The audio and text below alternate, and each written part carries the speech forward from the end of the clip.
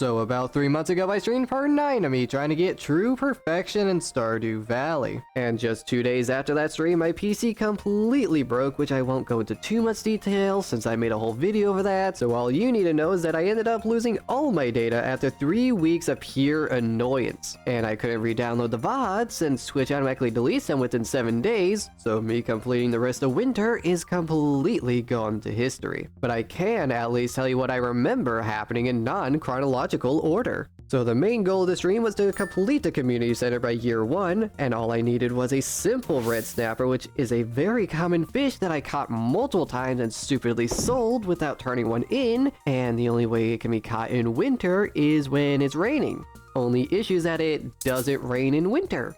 So my only option was to use a rain totem, which is unlocked with forging level 9, which I had, and the following ingredients.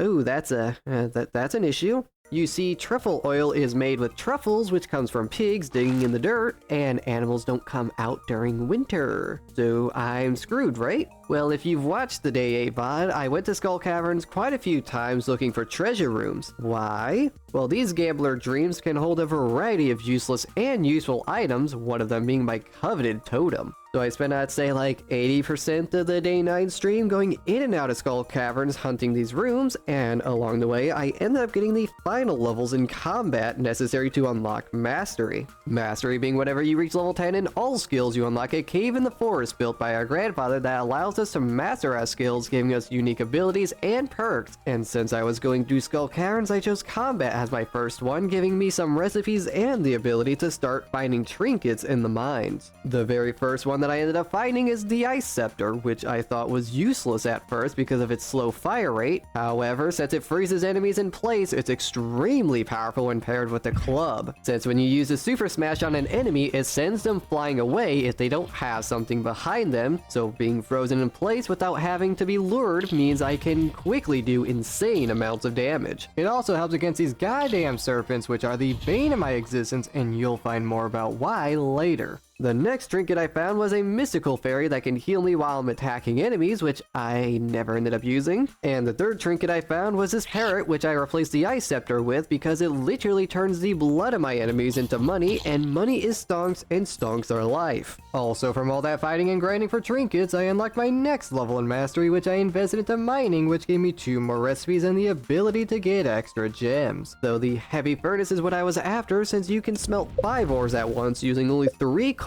with the chance to get an extra ingot. Now thems are stonks. But don't worry, I did take breaks here and there, like completing community requests, raccoon quests, and spent 3 days at the night market where I did some fishing in this cool submarine, bought a armor statue from this weirdo, and got seduced by a mermaid show that felt like a fever dream, but hey look, a free pearl. In the fish tank you go. A little while later, the Feast of the Winter Star came around, and I had to give George a surprise gift, which I fulfilled by giving him a leek, which he loved, and in return, my secret gift was from Gus, who gave me a muffin. Thanks, I guess. That's going in the fridge to never be seen again. I also decided to spend some time reorganizing and decorating my farm, and it got late enough where monsters start to spawn in, but I decided to tank their hits to quickly finish what I was doing and just go to sleep. However, apparently unlocking the Skull Caverns allows these goddamn serpents to spawn on my farm, and one came out of nowhere and completely annihilated me. Not just once or twice, but 3 goddamn times, since the enemies don't despawn, which made me lose a lot of money and some items I didn't really care about, but oh my god, did that make me almost quit the game.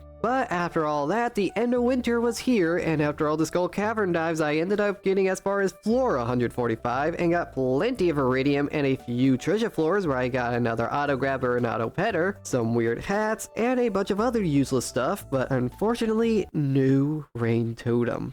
Meaning I failed my goal to complete the community center year 1, all because of some stupid mistake. It'd have been poetic if I just got the rain totem, but unfortunately streamer luck just wasn't on my side that day. I got plenty of other things achieved, but it just isn't as satisfying knowing I was so close to my goal just to fail in the end.